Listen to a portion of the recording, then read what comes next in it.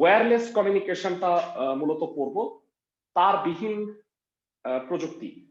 আমি জানতে চাই তারবিহীন প্রযুক্তিও 3 প্রকার, মূলত 3 ভাবে আমরা ওয়্যারলেস কমিউনিকেশন করতে পারি। কেউ কি আমাকে নামগুলো বলতে পারবা? এর আগে ক্লাসে আমি বলছিলাম ওয়্যারলেস কমিউনিকেশন গুলা কি কি ছিল। 1 নাম্বার হচ্ছে রেডিও ওয়েভ,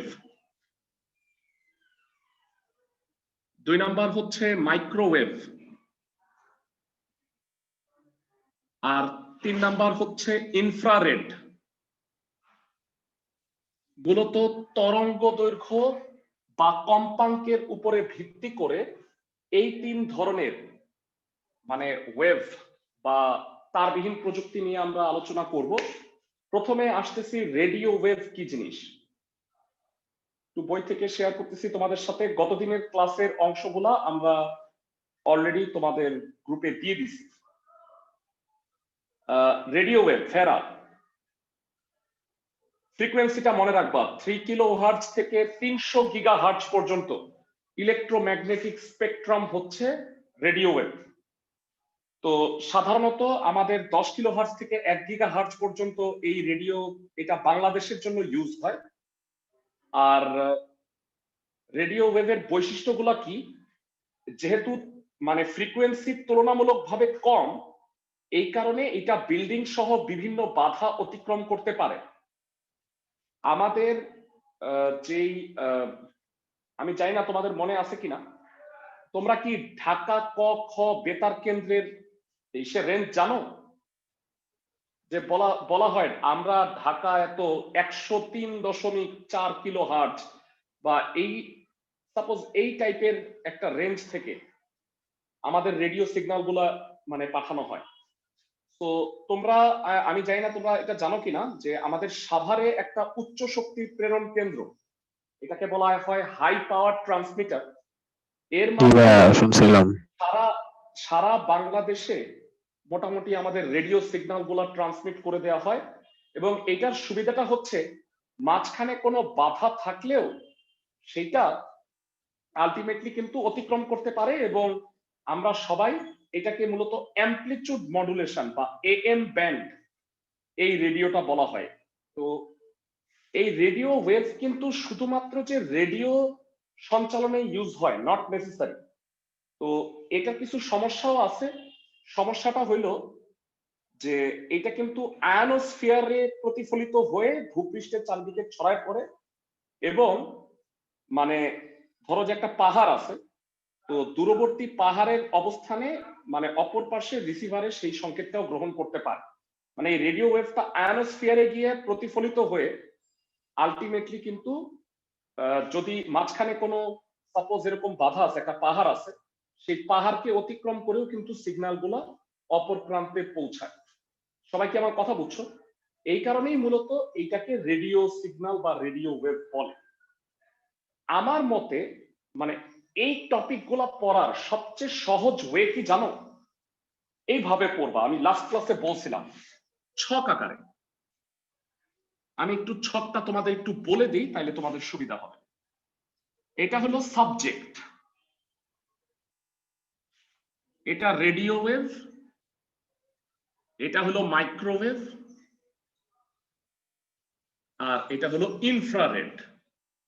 ইনফ্রারেডের বাংলা কি বলতো? এটার বাংলা কি? অবলোহিত বিকিরণের নাম শুনছো? অবলোহিত। তো প্রথম সাবজেক্টটা হইলো এইটার ফ্রিকোয়েন্সি। ফার্স্ট অফ অল আমাকে বলো রেডিও ওয়েভের ফ্রিকোয়েন্সি নরমালি বাংলাদেশে যেটা ইউজ হয় 10 কিলোহার্টজ থেকে 1 গিগাহার্টজ। তবে অন্যান্য দেশে এটা 300 গিগাহার্টজ পর্যন্ত কিন্তু ব্যবহৃত হয়। আমি কি বুঝাতে পারছি? তারপরে আসো, এইটার অন্যতম একটা বৈশিষ্ট্য হইলো যে যে কোনো বাধা কিন্তু সেটা অতিক্রম করতে পারে। অবস্টাকল বা বাধা এটা অতিক্রম করতে পারে। মাইক্রোওয়েভ এবং ইনফ্রারেড কিন্তু এই বাধা অতিক্রম করতে সক্ষম নয়। যারা ইনফ্রারেড সম্পর্কে একটু বলে দিই, যারা ইনফ্রারেডটা নর্মালি ইউজ হয় যারা টেলিফোন মানে সরি টিভির রিমোট, এসির রিমোট, অথবা ডিজিটালি আমরা অনেক সময় সংকেত পাঠাই, অটোমেটিক ডোর লক, এগুলাতে দেখছো যে সামনে একটা এলইডি সিগন্যালের মতো থাকে, ওইটা প্রেস করলে তো ওইটা অ্যাক্টিভ হয়।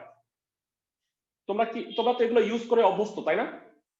জি ভাই। যারা বলো টেলিভিশনের রিমোটে তুমি যদি সামনে দাঁড়ায় থাকো তাহলে কি সিগন্যালটা পাস করে অবস্টাকেলে? না ভাই, যায় না, যায় না। না, ইনফ্যাক্ট মাইক্রোওয়েভও করে না। মাইক্রোওয়েভের বৈশিষ্ট্য আমরা আলোচনা করব, এখনই আলোচনা না করি। এইভাবে করে যদি তুমি ছক করে রাখো না ভাইয়া, তাহলে তোমার পড়তে কিন্তু অনেক সুবিধা হবে। আমি কি তোমাকে বুঝাইতে পারতেছি? ক্লাসের সবাইকে বইয়ে দেখবা প্রচুর ইনফরমেশন আছে। এখন এত ইনফরমেশন, তুমি একটা চ্যাপ্টার, এটা প্রায় অনেক বইতে অনেক রকম, অ্যাপ্রক্সিমেটলি 50 থেকে 70 পেজের চ্যাপ্টার বিভিন্ন বইয়ে। তো একটা চ্যাপ্টারে তুমি কি কি পড়বা জিস্ট, সেটার জন্য আমার ক্লাসে আমি যে টপিকগুলো ধরতেছি, যে জায়গাগুলোকে নোট করে দিতেছি, তুমি ওইভাবে খেয়াল রাখো। সবাইকে আমার কথা বুঝছো? তুমি কি পড়বা সেটা সবচেয়ে ভালো হয় তুমি যদি আমার লেকচারটা পড়ে বই থেকে সুন্দরভাবে দাগায় নাও, যে এই টপিকটা আমার পড়তে হবে, দাগায় নিলা, তাহলে সবচেয়ে বেস্ট হবে। তোমাদের অলরেডি আমি বলছি যে তোমাদের ব্যাচে আসলে একটু ক্লাসে সমস্যা হয়ে যাচ্ছে। দেখা যাচ্ছে যে প্রতি সময়ই আমার আসলে ক্লাসের টাইমটা ওলট পালট হয়ে যাচ্ছে। এই জন্য আমি এক্সট্রিমলি সরি, কারণ টাইমিংটা আসলে এমন যে আমার আগে পরের ক্লাসগুলা মানে এটার কারণে একটু সমস্যা হয়ে যাচ্ছিল। যাই হোক, মানে আনলাকিলি তোমাদের টাইমেই ঝামেলাগুলা হচ্ছে। ইনফ্যাক্ট আগামী মঙ্গলবারেও মানে তোমাদের ক্লাসটা আনফরচুনেটলি আমি নিতে পারবো না। তো যাই হোক, প্রবলেম নাই এই কারণে যে তোমাদের এটা তো কোর্স, আমরা ঢাকার বাইরে করে যাচ্ছেন? ঢাকার বাইরে আমি আমি সবাই কোথায় যাচ্ছে বলো তো, গেস করো, সবাই কই যাইতেছে? কক্সবাজার। হ্যাঁ ভাইয়া, কক্সবাজারই যাবো, ওই যে নিউ ইয়ার করবো এখানে আর কি। তো যাই হোক, ওইখানে তো ভাই অনেক বড় ভাবে নিউ ইয়ার সেলিব্রেট করে ওরা, বিচ মানে বিচের মধ্যে। আমি আমার বাচ্চা কাচ্চা আছে তো অত মানে ই করতে পারবো না, আমরা থাকলাম আর কি। যাই হোক, আমার আসলে বুধবার বৃহস্পতিবার দিন তেমন ক্লাস ছিল না, তো শুক্রবারটা ছুটি নিয়ে 3 দিন ছুটির কাজে লাগাইছি। মঙ্গলবার দিন আনফরচুনেটলি দুপুর বেলায় আমার ফ্লাইট, সো মানে এই কারণে তোমাদের মঙ্গলবারের ক্লাসটা নিতে পারবো না। নেক্সট উইক থেকে ভেরা শিডিউল ক্লাস হবে, এবং তোমাদের যে ক্লাসগুলো মিস হয়েছে ইনশাল্লাহ আমি এগুলো কভার আপ করব। কারণ আমার কিন্তু ভেরা, তুমি জানো কিনা, ব্যাচ 1-এর কোর্স শেষ হয়ে গেছে। তো আমার টার্গেট হচ্ছে তোমাদের জানুয়ারি অথবা ফেব্রুয়ারির ফার্স্ট উইক পর্যন্ত তোমাদের কোর্সটুকুও শেষ করব। তারপরে 2 ব্যাচের একসাথে আমরা এই সিকিউ কোশ্চেন গুলা সলভ করব, সিকিউ এবং এমসিকিউ সৃজনশীল। সবাইকে আমার কথা বুঝছো ক্লাসের সবাই? জি ভাইয়া। এটা হচ্ছে আমার টার্গেট। তোমরা অনেকে ফিজিক্যালি এটা কালেক্ট করছো এই লেকচার শিটটা, আর যারা করো নাই ভেরা, পরবর্তীতে মানে জানুয়ারি মাসের যে কোনো সময়ের মধ্যে তোমরা ওইগুলো কালেক্ট করে নিও। একটা হচ্ছে চ্যাপ্টার 2 এর একটা থিওরিটিক্যাল শিট আছে, আর 1 থেকে 4 অধ্যায়ে সিকিউ বা এমসিকিউ, মানে গত 2 বছরের টেস্ট পেপারের যে কোশ্চেন গুলা বিভিন্ন কলেজের ফার্স্ট ইয়ার ফাইনালে যে কোশ্চেন গুলো আসছে সেগুলো আমরা সলভ করাই দিব। সবাই কি আমার কথা বুঝছো? আর একান্তই যদি ফিজিক্যালি কালেক্ট করতে নাই পারো তাহলে আমাকে জিমেইল আইডিতে দাও, আমি পিডিএফ ফাইলটা পাঠিয়ে দিব, তোমরা প্রিন্ট করে নাও। সবাই কি আমার কথা বুঝছো ক্লাসের সবাই? জি ভাইয়া। জি ভাইয়া। ওকে, আমার আমার কাছে এখানে কয়েকজন বা ব্যাচ 1 এর অনেকেই এটা কালেক্ট করে নিছে, তোমরাও সেটা করতে পারো। তো এরপরে ভেরা রেডিও ওয়েভের ব্যবহার কোচিং থেকে গিয়ে নিয়ে আসবো? হ্যাঁ হ্যাঁ, কোচিং এ ফিজিক্যালি গিয়ে নিয়ে আসবা। এরা মূলত রেডিও ওয়েভ আগে মোবাইল ফোনের জন্য ব্যবহৃত হইতো, বর্তমানে এটা ইউজ হচ্ছে না, বর্তমানে মাইক্রোওয়েভ ইউজ হয়। আর তারবিহীন ইন্টারনেট কানেকশনেও টাওয়ারের রেডিও লিংক হিসেবে এগুলো ইউজ হয়। সামরিক বাহিনী যারা এই তোমরা মনে রাখবা যে সামরিক আর বেসামরিক রাডার সিগন্যালে কিন্তু এটা ইউজ হয়, এটার বিশাল ব্যবহার। তারপরে বিভিন্ন চিকিৎসা ক্ষেত্রে রেডিও সিগন্যাল ব্যবহৃত হয়, যেমন এমআরআই। এমআরআই এর মানে জানো? Magnetic resonance induction. বা মানে তোমরা জানো যে আমরা অনেক সময় এমআরআই করে, নাম কি শুনছো এটা? জি ভাইয়া। তারপরে রেডিও থেরাপি দেওয়া হয় অনেক সময়, মানে বিভিন্ন কোষ নষ্ট করার জন্য এই রেডিও থেরাপি গুলো দেওয়া হয়। স্কিন টাইটেনিং, অনেকের মানে বয়সের সাথে সাথে দেখা যায় যে মানে হয়ে গেছে, চামড়া হয়ে গেছে, এগুলোর মানে কি বলবো, স্কিন টাইট করার জন্য আর কি এই ধরনের প্রযুক্তি, মানে এই সিগন্যাল গুলা ইউজ হয়। রেডিও এর ব্যবহার গুলো একটু করবা, ব্যবহার দিয়ে কিন্তু তুমি আরেকটা পয়েন্ট করে রাখতে পারো, তাইলে যেটা হবে যে তোমার তুলনামূলক আলোচনাগুলো একবারে চলে আসবে। সবাই কি আমার কথা বুঝছো? তো আমাদের রেডিও ওয়েভ কমপ্লিট হইলো। এরপরে 2 নাম্বার যেটা, সেটা হলো মাইক্রোওয়েভ। সবচেয়ে ইম্পর্টেন্ট এই তিনটার মধ্যে।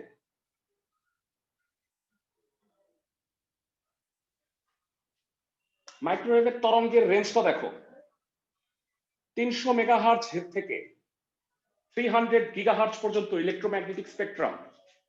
তো সাধারণত বাংলাদেশে 2 গিগাহার্জ ফ্রিকোয়েন্সি এবং এর অধিক ফ্রিকোয়েন্সিতে ডেটা ট্রান্সমিট করা হয়। আর যেহেতু ফ্রিকোয়েন্সিটা তুলনামূলক বেশি, তাই এই ফ্রিকোয়েন্সির কিন্তু নির্দিষ্ট একটা দিক আছে। এবং মাইক্রোওয়েভের ভেরা মোস্ট ইম্পর্টেন্ট কোশ্চেন, 3টা বেসিক শর্ত আছে, আদারওয়াইজ মাইক্রোওয়েভ হবে না। 1 নাম্বার হচ্ছে ডিশ আকৃতির অ্যান্টেনার প্রয়োজন হয়। ভেরা তোমরা আই হোপ এই মাইক্রোওয়েভ মানে এই ডিশ অ্যান্টেনা সবাই দেখছো। বর্তমানে অনেকের বাসার ছাদে আকাশ পাওয়া যায়, এই আকাশেও কিন্তু ডিশ আকৃতির অ্যান্টেনা ইউজ হয়, দেখছো এটা ভাইয়া? আকাশ বলো বা টাটা স্কাই, এগুলোতে কিন্তু ডিশ আকৃতির অ্যান্টেনা থাকে। আবার প্রেরক আর প্রাপক স্টেশনকে একই সরল রেখা বরাবর থাকতে হয়। বাসার ছাদে গিয়ে একটু টেস্ট করবা যে প্রতিটা আকাশের কানেকশন প্যারালালি একটা নির্দিষ্ট দিকে আছে, একই নির্দিষ্ট অরবিটে আছে। আজকে বাসায় গিয়ে, আজকে তো পারবা না, রাত হয়ে গেছে। জি ভাইয়া দেখছি এটা। এরা প্রত্যেকটা আমার বাসার ছাদেই 4টা আছে, এবং আমি দেখলাম যে 4টাই ঠিক একই অ্যাঙ্গেলে সেট করা আছে। মানে বঙ্গবন্ধু স্যাটেলাইটটা যেই অ্যাঙ্গেলে আছে, তোমরা কি জানো যে এটা তো স্যাটেলাইট, আর ভূমিতে যেটা থাকে এটার নাম কি? প্রেরক স্টেশনটা তো এই স্যাটেলাইট, প্রাপক স্টেশনটাকে আর্থ স্টেশন বলা হয়, জানো এটা? মানে এটা বলা হয় স্যাটেলাইট, আর এই রিসিভারটা হচ্ছে আর্থ স্টেশন। তো এই প্রেরক আর প্রাপককে একই সরল রেখা বরাবর থাকতে হয়, আর যদি কোনো বাধা থাকে ভেড়া, তাহলে কিন্তু ডাটা ট্রান্সমিট সম্ভব হয় না। তো ওরা এমন একটা অ্যাঙ্গেলে দিছে যে আসলে আলটিমেটলি যেন কোনো, এবং ওরা দেখবা যে যদি সামনে কোনো বড় বিল্ডিং থাকে, তাহলে ওরা এমন অ্যাঙ্গেলে দেয় যেন বিল্ডিংটার কারণে সিগন্যালে ট্রান্সমিট হতে ঝামেলা না হয়। সবাই কি আমার কথা বুঝছো? জি ভাইয়া। ওকে, তাহলে এই 3টা বেসিক মাইক্রোওয়েভের জন্য তোমরা মাইক্রোওয়েভ যখন পড়বা তখন এটা লিখে রাখবা যে এর ইসে হচ্ছে 300 মেগাহার্জ থেকে 300 গিগাহার্জ, বা অবশ্যই গ্রেটার দেন। মানে তোমরা মনে রাখবা আস্তে আস্তে কিন্তু এটার ফ্রিকোয়েন্সি বাড়বে, এবং ফ্রিকোয়েন্সি যত বাড়ে, যারা তোমরা কি জানো যে এইটা স্বাস্থ্যের জন্য ততটা ক্ষতিকর? যত ফ্রিকোয়েন্সির তরঙ্গ উচ্চ তরঙ্গ হবে, সেটা আসলে স্বাস্থ্যের জন্য ততটাই ক্ষতিকর। তো অবস্টাকেলে এটা চলতে পারে না বাধার কারণে। তো এখানে একটা চিত্র দেওয়া হয়েছে যে কিভাবে আসলে মাইক্রোওয়েভটা কাজ করে। খেয়াল করে দেখো, এই যে ট্রান্সমিটার অ্যান্টেনা আর রিসিভার অ্যান্টেনা, এর মধ্যে সরল রৈখিক লাইনে কাজ করে, এবং মাঝখানে কিন্তু যদি অবস্টাকেল থাকে তাহলে কিন্তু এটা কাজ করবে না। সবাই কি বুঝতেছো? ক্লাসের সবাই? তো এটা হচ্ছে নরমালি বাসার ছাদে যে বিটিএস স্টেশন গুলো আছে, তোমরা মোবাইল ফ্রিকোয়েন্সি, মোবাইলের টাওয়ার ফ্রিকোয়েন্সিতে দেখবা যে এরকম দিশাকৃতির অ্যান্টেনা থাকে, এবং অন্যান্য ইস্যুটার সাথে এটা একদম স্ট্রেট লাইনে থাকে, দেখবা যে এখানে একটা ছাদে, বাসার ছাদে এরকম মোবাইলের অ্যান্টেনা আছে, অন্য একটা বাসার ছাদে দেখবা যে ঠিক এটার স্ট্রেট লাইনে আছে। সবাই কি আমার কথা বুঝতেছো? জি ভাইয়া। এছাড়া আরেকটা ধরনের কমিউনিকেশন হয়, সেটা হলো স্যাটেলাইট কমিউনিকেশন। সেটা একটু চিত্রটা আমি তোমাকে দেখাই দিচ্ছি। যারা আমরা স্যাটেলাইট সম্পর্কে জানি, স্যাটেলাইট হচ্ছে কৃত্রিম উপগ্রহ, যেটা আচ্ছা কৃত্রিম উপগ্রহ বললাম, বলো যে একমাত্র পৃথিবী ন্যাচারাল উপগ্রহ কে? ন্যাচারাল স্যাটেলাইট কে? চাঁদ। চাঁদ। আর কৃত্রিম উপগ্রহ তো পৃথিবীর বিভিন্ন দেশে বিভিন্ন অনেকগুলাই আছে, তোমরা সবাই জানো। আমরা চ্যাপ্টার 1 এর আলোচনা একটু এটা করছিলাম যে কোন দেশের কয়টা স্যাটেলাইট আছে। এই বাংলাদেশ প্রথম এই বঙ্গবন্ধু স্যাটেলাইট লঞ্চ করছে, এটা সম্পর্কেও এখানে বলা আছে। তোমরা মনে রাখবা ভেরা, স্যাটেলাইট থেকে আর্থ স্টেশনের যে ফ্রিকোয়েন্সি সেটাকে বলা হয় আপলিঙ্ক ফ্রিকোয়েন্সি, আর স্যাটেলাইট থেকে আমরা যেই সিগন্যালটা পাই সেটা হচ্ছে ডাউনলিঙ্ক ফ্রিকোয়েন্সি। তো নরমালি এটা 6 to 4 গিগাহার্জের হয়। তো আমরা এই যে আকাশ ইউজ করতেছি যেটা, সেটা কিন্তু এই রিসিভার স্টেশনটা, আর এটা হলো স্যাটেলাইট।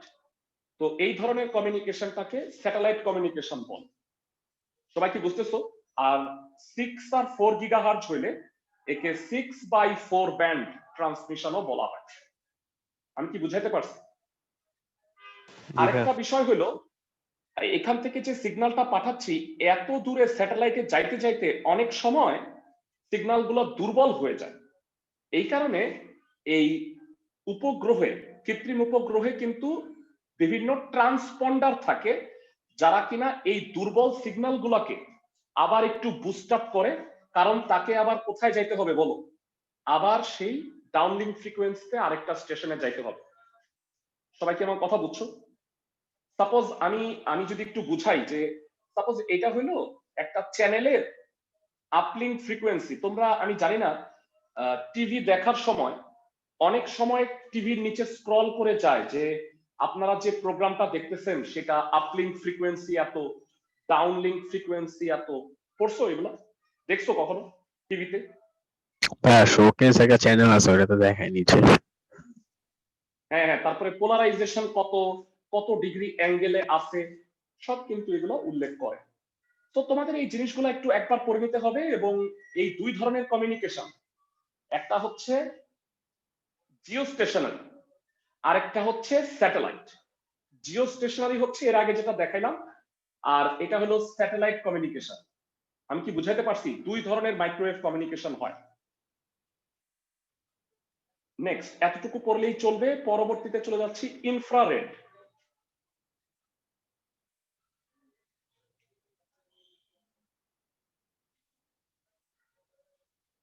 যারা ইনফ্রারেডটার, আচ্ছা দুঃখিত আমি একটু স্কিপ করে ফেলছি, একটা পেজ আছে।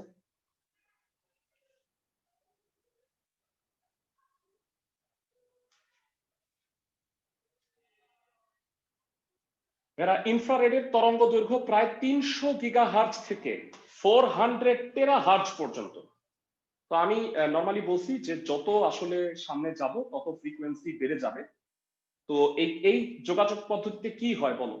এলইডি লাইট ইনফ্রারেড সিগন্যালকে ট্রান্সমিট করে, মানে এটা লাইট সিগন্যালে কনভার্ট হয়ে যাওয়ার কারণে এই সিগন্যালটা আসলে পাওয়ার কনজাম্পশন অনেক কম।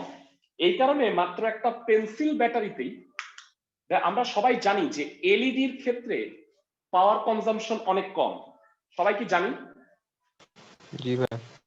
তো এখানে ইলেকট্রোম্যাগনেটিক সিগন্যালটাকে, মানে ইএম সিগন্যালটাকে লাইট সিগন্যালে কনভার্ট করে তারপরে ডাটা পাঠানো হয়।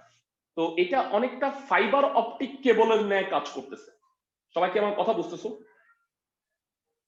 জি ভাই। ক্লাসের সবাই?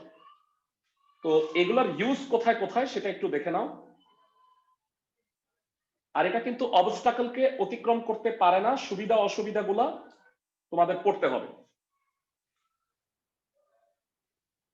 তো এখানে অটোমেটিক কার লকিং সিস্টেম, কম্পিউটারের যাবতীয় যন্ত্রাংশ, মাউস, কিবোর্ড, প্রিন্টার, এগুলোতে ইউজ হয়। গৃহ সামগ্রী, হেডফোন, টেলিফোন, খেলনা সামগ্রী ইত্যাদিতে এই ধরনের এগুলো ইউজ হয়। সুবিধাটা হচ্ছে অনেক স্বল্প বিদ্যুৎ প্রয়োজন, নিরাপত্তা ব্যবস্থা অনেক হাই।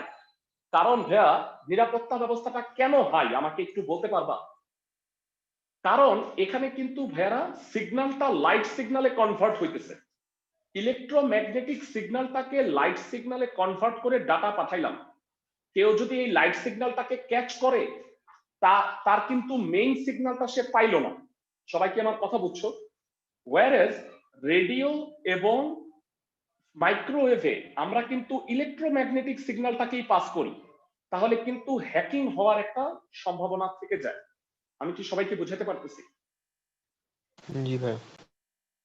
ওকে, উচ্চ নিরাপত্তা। আর এখানে বলছে পৃথক হার্ডওয়্যারের কোনো প্রয়োজন হয় না, মানে ভিতরেই পণ্যের ভিতরেই একটা আইসি থাকে, রিমোটের ভিতরেই কিন্তু সেই ডিজাইনটা করা থাকে যে কিনা লাইট সিগন্যালে কনভার্ট করবে। সবাই কি আমার কথা বুঝতেছো? অসুবিধা হচ্ছে যে এটা অবস্টাকলে প্রবলেম হয় আর শুধুমাত্র স্বল্প দূরত্বে ডাটা ট্রান্সমিট করা যায়। আমরা জানি রিমোটের একটা নির্দিষ্ট রেঞ্জ থাকে, তাই না ভাইয়া? সবাই কি বুঝতেছো? জি ভাইয়া। তো একটা টপিক আমার পড়া হয়ে গেল। তোমরা কি এরকম একটা ছক করে পুরো জিনিসটাকে লিখে, তাহলে তোমার আমার মনে হয় 4-5 পৃষ্ঠা খুব সহজে তুমি মাত্র 1 পৃষ্ঠার একটা ছক করে আয়ত্তে আনতে পারবা। আমি কি বুঝাইতে পারতেছি সবাইকে? জি ভাইয়া। যারা আমরা গত 2 ক্লাসেও পড়ছি, আজকে এবং নেক্সট ক্লাস পর্যন্ত মনে হয় ডেটা কমিউনিকেশন পড়বো। আর নেটওয়ার্কিং এর 2টা ক্লাস আছে। কম্পিউটার নেটওয়ার্কিং, কিভাবে আমরা কম্পিউটার গুলা কানেক্ট করি। তো মূলত বেসিক্যালি ওইটা তার বা তারবিহীন সংযোগ যেভাবে দেওয়া হয় সেটা নিয়ে আলোচনা করব। তো পরবর্তী যে টপিকটা আমরা যাচ্ছি সেটার নাম হচ্ছে হটস্পট। ওয়্যারলেস কমিউনিকেশনের মধ্যে হটস্পট। হটস্পটের সংজ্ঞাটা একটু পড়ে নিবা। মোবাইল নেটওয়ার্কে পরে যাচ্ছি, নেক্সট ক্লাসে এটা আলোচনা করব। ভাইয়া প্রথমত আসতেছি টেরেস্ট্রিয়ালটা কি হটস্পট। ভাইয়া? টেরিস্ট্রিয়ালি এইটা ভাইয়া, এই আমি যেটা দেখাইলাম না ভাইয়া, এই যে এটাকে টেরিস্ট্রিয়াল বলে। ভাইয়া টেরিস্ট্রিয়াল নামটা আসছে টেরিটরি থেকে, মানে এই প্রত্যেকটা স্টেশনের একটা নির্দিষ্ট টেরিটরি আছে। ভাইয়া আমি জানি না তোমরা এটা পড়ছো কিনা, মানে সুন্দরবনের বাঘের প্রত্যেকের একটা টেরিটরি থাকে, মানে বিচরণ ক্ষেত্র আছে। মানে ওই এলাকায় অন্য কোনো বাঘ থাকে না, কারণ ওই এলাকার সেই রাজা। তো এইরকম একটা এলাকায় হয়তো গ্রামীণ ফোনের একটা টাওয়ার আছে। তো সেই টাওয়ারটা থেকে সিগন্যালটা মানে ট্রান্সমিট হয় অন্য এলাকায় আরেকটা এরকম ধরো যে স্টেশন আছে। তো এই ধরনের স্টেশন টু স্টেশন কমিউনিকেশন, এইটাকেই টেরিস্ট্রিয়াল কমিউনিকেশন বলে। আরেকটা যেটা পড়াইছি সেটা হলো স্যাটেলাইট কমিউনিকেশন। সবাই কি বুঝতেছো আমার কথা? এটাকেই টেরিস্ট্রিয়াল বলে।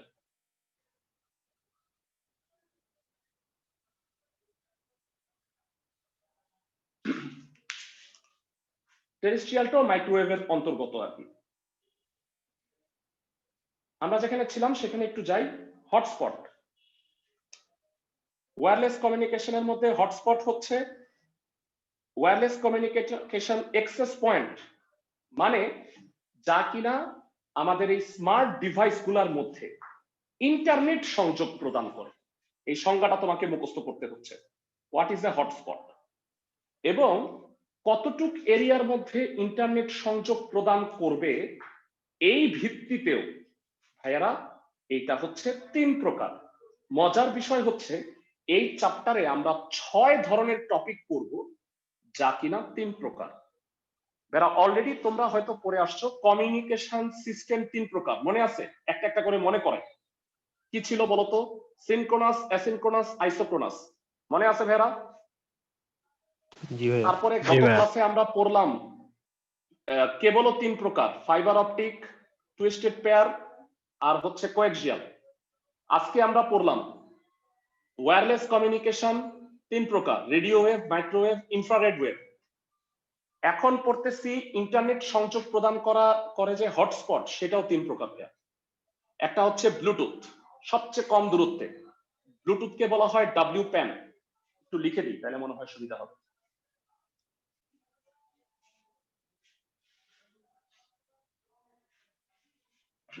হটস্পট। হটস্পট হচ্ছে নির্দিষ্ট দূরত্বে ইন্টারনেট সংযোগ প্রদান করার জন্য যে ব্যবস্থাটা থাকে প্রথমত হচ্ছে ব্লুটুথ। ব্লুটুথকে বলা হয় WPAN। WPAN মানে হচ্ছে ওয়্যারলেস পার্সোনাল এরিয়া নেটওয়ার্ক। সবাই কি আমার কথা বুঝছো? ব্লুটুথটা নরমালি ইউজ হয় পার্সোনাল ডিভাইস থেকে পার্সোনাল ডিভাইসের কমিউনিকেশনে। মানে ধরো একজনের মোবাইল আরেকজনের ট্যাব, এই দুটার মধ্যে ব্লুটুথ কানেকশন করে আমরা ডাটা আদান প্রদান করতে পারি। সবাই কি আমার কথা বুঝছো?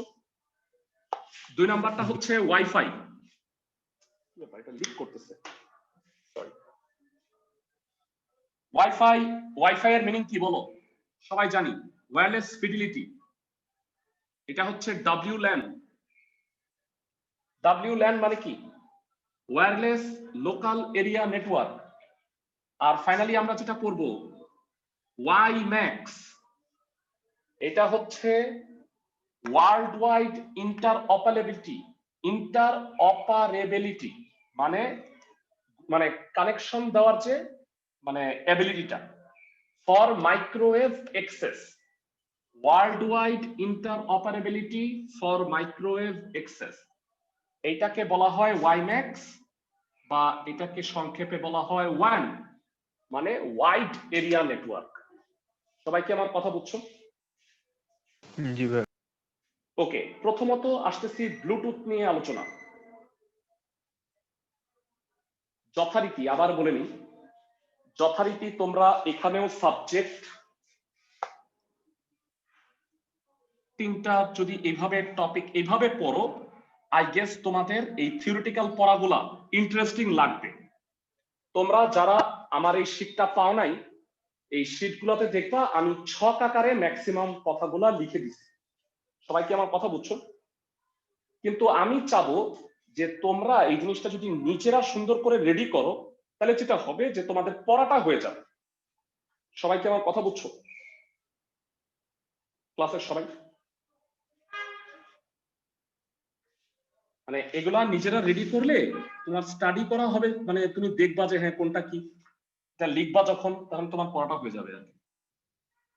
ওয়াইফাই WiMAX এর মধ্যে তুলনামূলক আলোচনা করতেছি আমরা। প্রথমত আসো এটা ফ্রিকোয়েন্সি রেঞ্জে, আর প্রত্যেকটারই কিন্তু একটা প্রযুক্তি।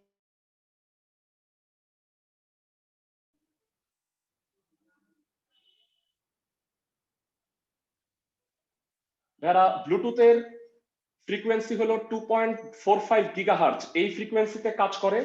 সাধারণত এর কাভারেজ এরিয়া 10 মিটার থেকে 100 মিটার। বাংলাদেশে আমি দেখি নাই কোনো ডিভাইস 100 মিটার পর্যন্ত কাজ করে, সাধারণত 10-15 মিটার পর্যন্তই।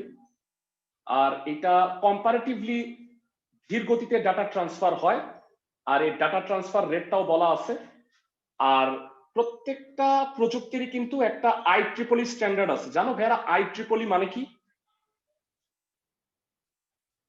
International organisation for electrical and electronic engineering. তো এই IEEE স্ট্যান্ডার্ড কোড হচ্ছে 802.15। এই কোডটা হচ্ছে, আমরা জানি না তোমরা এটা জানো যে প্রত্যেকটা জিনিস যখন আবিষ্কার হয় তখন তাকে একটা প্যাটার্ন বা এটা একটা স্ট্যান্ডার্ড নেম দেওয়া হয় যে এই কোডটা হচ্ছে ব্লুটুথের জন্য। তো IEEE স্ট্যান্ডার্ড গুলো মনে রাখবা তিনটার জন্য, তাহলে যেটা হবে যে তুমি তুলনামূলক আলোচনাগুলো করতে পারবা। আর সর্বোচ্চ একসাথে 8টা ডিভাইস ব্লুটুথে কানেক্ট করা যায়। আর ব্লুটুথ প্রত্যেকটা স্মার্ট ডিভাইসে বর্তমানে স্বয়ংক্রিয়ভাবে কনফিগার করতে পারে এবং এটা বিল্ট ইন যন্ত্রের সাথে বিল্ট ইন থাকে। এখনকার মোবাইল বলো, ল্যাপটপ বলো, ট্যাব বলো, সবগুলোতেই কিন্তু ব্লুটুথ টেকনোলজিটা বিল্ট ইন বা স্বয়ংক্রিয়ভাবে থাকে। তাহলে তুমি যে পয়েন্টগুলো লিখবা আমি একটা একটা করে লিখি। ফ্রিকোয়েন্সি কত ভেরা? 2.45 গিগাহার্জ। রেঞ্জটা কত? রেঞ্জ হচ্ছে 10 থেকে 100 মিটার। তারপরে ডাটা ট্রান্সফার রেট হচ্ছে স্লো। আর প্রযুক্তিগত মানে IEEE স্ট্যান্ডার্ড কত? 802.15 তুমি যদি এভাবে ছক করে পাশের গুলাও লিখে ফেলতে পারো দেন ইট উইল বি ফাইন। আমি কি সবাইকে বুঝাইতে পারতেছি? তাহলে বেশি মনে থাকবে। ক্লাসের সবাই কি আমার কথা বুঝছো? জি ভাইয়া। নেক্সট, ব্লুটুথের ব্যবহার তো ভাইয়ারা আমরা বোধহয় সবাই জানি, তারপরেও আমি একটু বইয়ের ভাষা গুলো একটু বলে দিচ্ছি। ব্যবহার তো সবাই জানো, সুবিধা অসুবিধাগুলো দেখো। স্বল্প দূরত্বে ডাটা ভয়েস ট্রান্সমিশন করা যায়, স্থির আর চলমান পরিবেশে ব্যবহারযোগ্য। ভাইয়ারা মোবাইল নিয়ে ধরো যে বাসের মধ্যে আসো, তাতেও কি ব্লুটুথটা কানেক্টেড থাকে না? জি ভাইয়া। আর কোনো প্রকার সেট আপ করার প্রয়োজন হয় না। তুমি যখনই ব্লুটুথটা অন করো, পাশের যেই ব্লুটুথ যদি কারো অন করা থাকে স্বয়ংক্রিয়ভাবে কনফিগার হয়ে যায়। সবাই তো জানো এই জিনিসগুলো, তাই না? প্রবলেম হচ্ছে ভাইয়ারা এইটা খুবই বা পেয়ার করতে হয় তো। হ্যাঁ, পেয়ার করতে হয়, আরেকজনের সেটাকে অ্যাক্সেস করতে হয়। অনেক সময় কি থাকে, মোবাইলে থাকে যে স্বয়ংক্রিয়ভাবে মানে অন করা থাকে, তার মানে অটোমেটিক পেয়ার পেয়ে যায়, হয় না? এরকম অপশন আছে অনেক আগে এগুলো এরকম ছিল ভাইয়া। হ্যাঁ, বর্তমানে হ্যাঁ কনফিগার করে নিতে হয়, আমরা সবাই জানি। কারণ নিরাপত্তা ব্যবস্থা যত ভালো থাকবে ডিভাইস তত ভালো বলা হয় আর কি। তো এই কারণে যে কেউ অননুমোদিত ব্যক্তি, মানে যাকে অনুমোদন দেওয়া নাই, সে নেটওয়ার্কের অ্যাক্সেস নিয়ে নিতে পারে। সাপোজ তোমার যদি হটস্পট অন করা থাকে, তাহলে কিন্তু তোমার ওয়াইফাই ডাটা বা মোবাইল ডাটা কিন্তু আরেকজন ইউজ করতে পারে, জানো তো সবাই নাকি?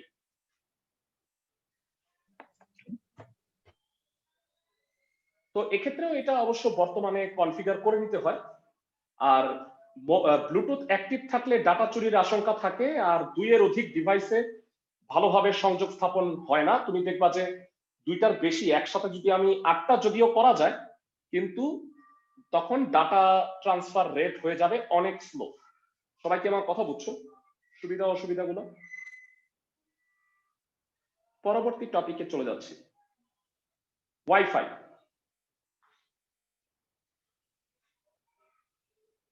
ভাইরা ওয়াইফাই এর ফ্রিকোয়েন্সি রেঞ্জ 2.4 থেকে 5, কভারেজ এরিয়া 50 থেকে 200 মিটার, এটা রাউটারের উপরে ডিপেন্ড করে।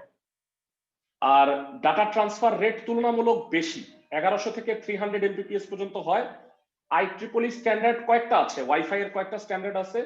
802.11, এরপরে এ বি জি, এই কয়েকটা এল, এই 4টা আছে আর কি। তো এই জিনিসটা এখানে লিখবা। ওয়াইফাই এর সুবিধা অসুবিধাগুলো আই গেস তোমরা মানে নিজেরা পড়লে বুঝতে পারো, কারণ ওয়াইফাই ভেরা আমরা সবাই ইউজ করতেছি। তো ওয়্যারলেস পোর্টেবল হওয়ার কারণে রাউটারটা আমরা কিন্তু পোর্টেবিলিটির সুবিধাও পাইতে পারি। আর তবে ঝামেলা আছে, আমরা যদি ভেরা suppose broadband internet connection use করি, সেক্ষেত্রে কিন্তু পোর্টেবল সুবিধার জন্য কি হবে, মানে আমাকে ওয়্যারও কিন্তু এক্সপান্ড করতে হবে।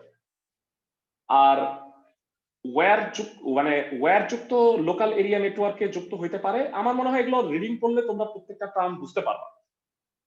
আমি কি বুঝাতে পারছি? আর ভাইয়া তোমরা যদি এইখানে এটা ফিল আপ করো দুইটা, আই গেস সমস্যা তাহলে এত কিছু রিডিং করতে হবে না তোমাকে। সুবিধা অসুবিধাগুলো চার্টের মধ্যে ঢুকাই দিই। ভাইয়া আমি যদি এই দুইটা কাজ তোমাদের দেই, একটা হইলো আজকে যেটা পড়াইছি রেডিও, মাইক্রোওয়েভ এবং ইনফ্রারেড, আর ব্লুটুথ, ওয়াইফাই আর ওয়াইম্যাক্স এর মধ্যে তুলনামূলক দুইটা ছক করতে পারবা না ক্লাসের সবাই? তাহলে যেটা হবে তোমাদের কিন্তু পড়াটা হয়ে যাবে। সবাই কি বুঝতেছো আমার কথা? ক্লাসের সবাই? জি ভাইয়া। জি ভাইয়া।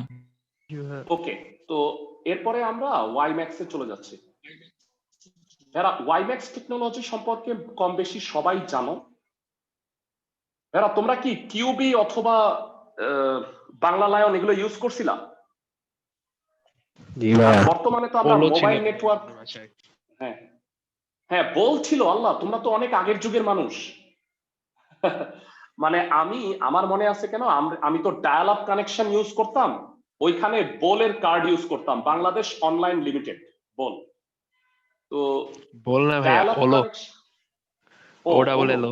আচ্ছা যাক, তাইলে বুঝছি। ওকে, ওয়াইম্যাক্স এর পুরো মিনিংটা এখানে দেয়া আছে। আর এইটার যে জিনিসগুলো তোমার পড়তে হবে, 2001 সাল থেকে এটা বাজারে আসছে। আর ডাটা ট্রান্সফার রেট অনেক বেশি, 80 মেগাহার্টজ থেকে 80 এমবিপিএস থেকে 1 জিবিপিএস। আর ওয়াইম্যাক্স এর প্রধান অংশ হলো দুইটা, একটা হলো বেস স্টেশন। মূলত এইটাকে মানে ওয়াইম্যাক্সটাকে কিন্তু আমরা শহর ভিত্তিক, তোমাদের মনে আছে কিনা যখন ফার্স্ট বাংলা লায়ন বা কিউবি আসছে তখন শুধু ঢাকা আর চট্টগ্রাম নেটওয়ার্কের আওতায় ছিল, জানো এটা সবাই? এখন এগুলার ব্যবহার কমে গেছে কেন বলতো ভাইয়া? মানে এই ওয়াইম্যাক্স টেকনোলজি তা মানে বাংলা লায়ন বা কিউবি এত দেখা যায় না কেন, জানো এটা?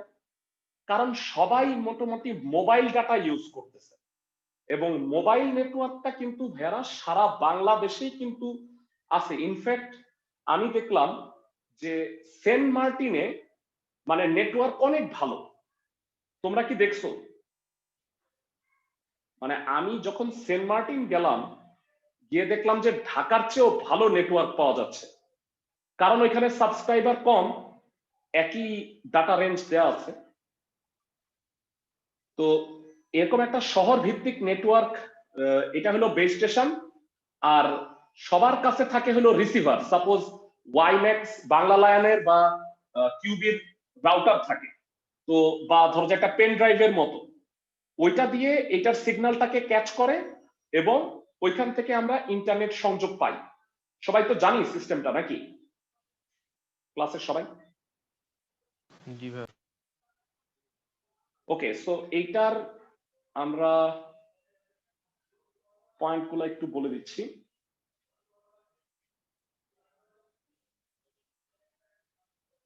ভেড়া এই জিনিসগুলো পড়তে হবে। IEEE স্ট্যান্ডার্ড হচ্ছে 802.16। আচ্ছা দেখি তো মুখস্থ হয়েছে কিনা। ব্লুটুথের কত ছিল? 802.15। 1.5। আর ওয়াইফাই এর কত ছিল বলো তো দেখি? 0.01 এর পার্থক্য।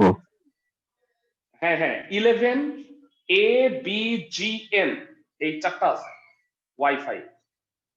আর ওয়াইম্যাক্স এর হলো 802.16।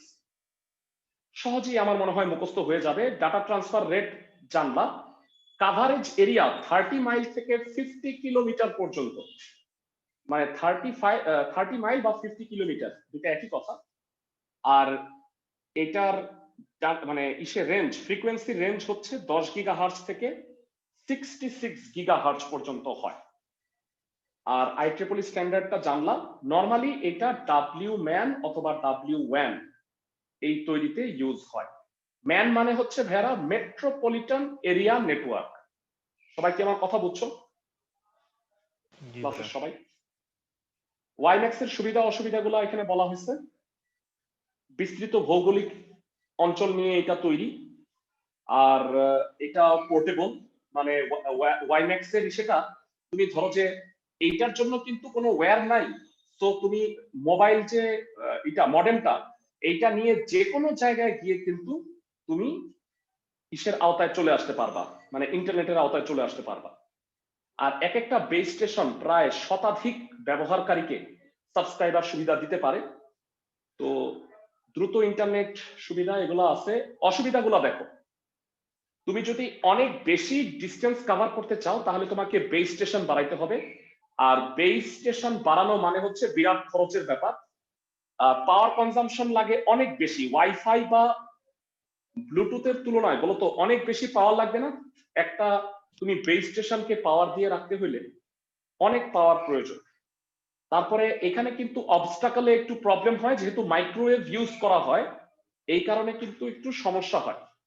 আর একই এলাকায় যদি সাবস্ক্রাইবার অনেক বাইরে যায় তখন ডাটা ট্রান্সফার রেট স্লো হয়ে যাবে। সবাই কি বুঝতেছো? বা ব্যান্ডউইথ কমে যাবে। জি ভাইয়া। সুবিধা অসুবিধাগুলা মানে বললাম। ব্যবহারগুলাও তোমরা নিশ্চয়ই জানো যে ব্রডব্যান্ড ইন্টারনেট বিহীন তারবিহীন যোগাযোগে এটা ইউজ হয়। ভাইয়ারা কোশ্চেন কিরকম আসে সবাই একটু দেখে নাও।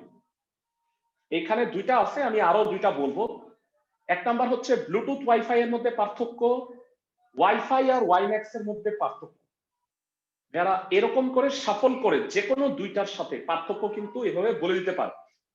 এবং দেখো পার্থক্যগুলো কিন্তু সেইগুলাই বলছে যেগুলা আমি পয়েন্ট আকারে তোমাকে বলছি। আমি কি ঠিক বলছি কিনা দেখো ক্লাসের সবাই। জি স্যার। আরেকটা বিষয় ভেড়া একটু মনে রাখবা যে ওয়াইফাই স্থাপন করার জন্য কিন্তু কোনো কর্তৃপক্ষের অনুমোদনের প্রয়োজন নাই। তুমি একটা রাউটার কিনে তুমি তোমার বাসাকে বা তুমি তোমার বিজনেস এরিয়াকে ওয়াইফাই রেঞ্জে আনতে পারো, কিন্তু ওয়াইম্যাক্স কানেকশন নিতে হলে তোমার কিন্তু BTRC, Bangladesh telecommunication and regulatory commission, এর কাছে অনুমতি নিয়ে তারপরে বেস স্টেশন স্থাপন করতে হবে। সবাইকে আমার কথা বুঝতেছো? জি ভাইয়া। তো ভাইয়া এরকম পার্থক্যগুলো আসলে মানে পয়েন্ট আকারে লিখলে কিন্তু তুমি ওই অনুযায়ী বানায় লিখতে পারবা। তোমাদের কাছে আমার রিকোয়েস্ট থাকবে ভাইয়া তোমরা এইভাবে দুইটা ছক করো, ভালো করে শুনো। মানে একটা হচ্ছে রেডিও ওয়েভ, মাইক্রোওয়েভ, ইনফ্রারেডের মধ্যে পার্থক্য বা তুলনামূলক আলোচনা, আর একটা হচ্ছে ব্লুটুথ, ওয়াইফাই আর ওয়াইম্যাক্স এর মধ্যে তুলনামূলক আলোচনা। আমি কি বুঝাইতে পারতেছি সবাইকে? ক্লাসের সবাই?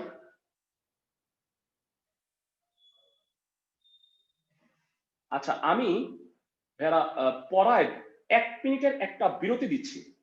ঠিক আছে, 1 মিনিটের একটা বিরতি দিচ্ছি, আমি রেকর্ডিংটা একটু করতেছি। তো ভেরা আমরা হটস্পট অংশটা পড়লাম। এরপরে যে টপিকটা আছে ডেটা কমিউনিকেশনের লাস্ট টপিক, সেটা হলো মোবাইল নেটওয়ার্ক।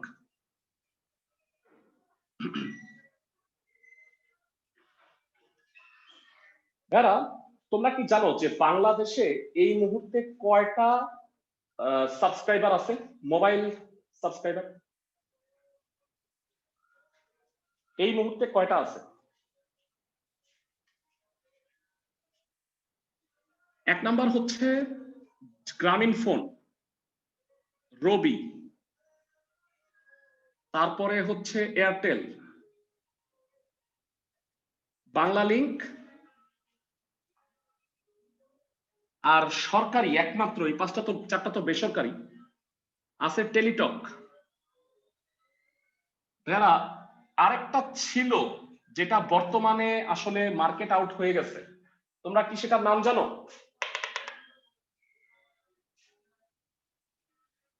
সিটি সেলের নাম শুনছো নাকি সবাই? তোমরা কি জানো যে মোবাইল এই সাবস্ক্রাইবার গুলা সবাই ডেটা কমিউনিকেশনের ক্ষেত্রে কোন ধরনের প্রযুক্তি ইউজ করে বা নেটওয়ার্ক স্থাপনে যেই প্রযুক্তিটা ইউজ করে তার নাম হইল জিএসএম। এটার ফুল মিনিং হইল global system for mobile communication, যেটা কিনা ওয়ার্ল্ড ওয়াইড, এই মাইক্রোওয়েভ সিস্টেমটা ওয়ার্ল্ড ওয়াইড কিন্তু একই, মানে শুধু বাংলাদেশের জন্য না। ইনফ্যাক্ট এই কারণে কিন্তু তোমরা জানো যে এয়ারটেল কিন্তু ইন্ডিয়াতে আছে এবং তারা সেম সিস্টেম কিন্তু ইন্ডিয়াতেও ইউজ করে। আর এই সিটিসেল কোন টেকনোলজিতে ছিল জানো? এটার নাম হইল সিডিএমএ টেকনোলজি। ওরা এই টেকনোলজির কারণেই কিনা আমি জানি না এটা আসলে কি, মানে যদিও এই টেকনোলজিটা গুড, এটা কিন্তু অনেক ভালো, কিন্তু এইটার পরিচালনা অথবা সংস্থাপন মানে মানে আরো বাড়তি এটাকে করা, মানে ধরো কানেকশন বাড়ানো, এটা কিন্তু অনেক ব্যয়বহুল। দ্যাট ইজ ওয়াই ওরা কিন্তু মার্কেট আউট হয়ে গেছে।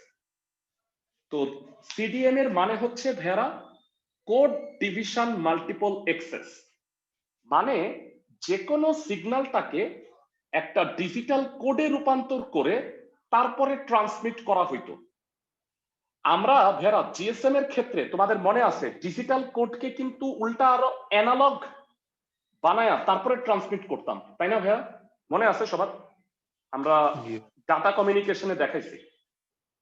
এই কারণে জিএসএম এ কিন্তু ভেরা খরচ অনেক বেশি, মানে ডাটা ট্রান্সমিশন রেট এবং দেখা যায় যে অ্যানালগ মানে এখানে কিন্তু দুইবার ট্রান্সফার হয়, তোমাদের যদি মনে থাকে। একটা ডিজিটাল টু অ্যানালগে ট্রান্সফার হয়ে মিডিয়া হয়ে গেল রিসিভার এন্ডে, তারপরে আবার অ্যানালগটাকে ডিজিটালি ট্রান্সফার করা হয়। এই কারণে যেটা হয় যে নয়েজের পরিমাণ বেশি, অনেক ঝামেলা এই জিএসএম টেকনোলজি। কিন্তু তারপরেও কিন্তু যারা পৃথিবীব্যাপী এই টেকনোলজিটাই মানে বেশি ইউজ হচ্ছে। অনেক জায়গায় সিডিএমএ টেকনোলজি ইউজ হয়, মানে ভালো ভালো দেশে এগুলো তো ইউজ হচ্ছে। তো দুইটার মধ্যে আমরা একটু তুলনামূলক আলোচনাটা দেখব সবাই। আমি পুরা আলোচনাটায় না গিয়ে সেই পার্থক্যটা যদি একটু আলোচনা করে দিই আমার ধারণা, তাইলে মনে হয় তোমাদের জন্য ভালো হবে। আর আরেকটা বিষয় হচ্ছে, এইটা তো সিডিএমএ ইউজ করে, জিএসএম ইউজ করে দুইটা জিনিস। একটা হইলো টিডিএমএ, আরেকটা হইলো এফডিএমএ। টিডিএম এর মানে হচ্ছে টাইম ডিভিশন মাল্টিপল অ্যাক্সেস, মানে তুমি যে কথাটা বলতেছো সেটাকে কয়েকটা টাইম স্লটে ভাগ করে ডাটা সেন্ড করে। আর এটা হচ্ছে এফডিএমএ, মানে ফ্রিকোয়েন্সি ডিভিশন মাল্টিপল অ্যাক্সেস।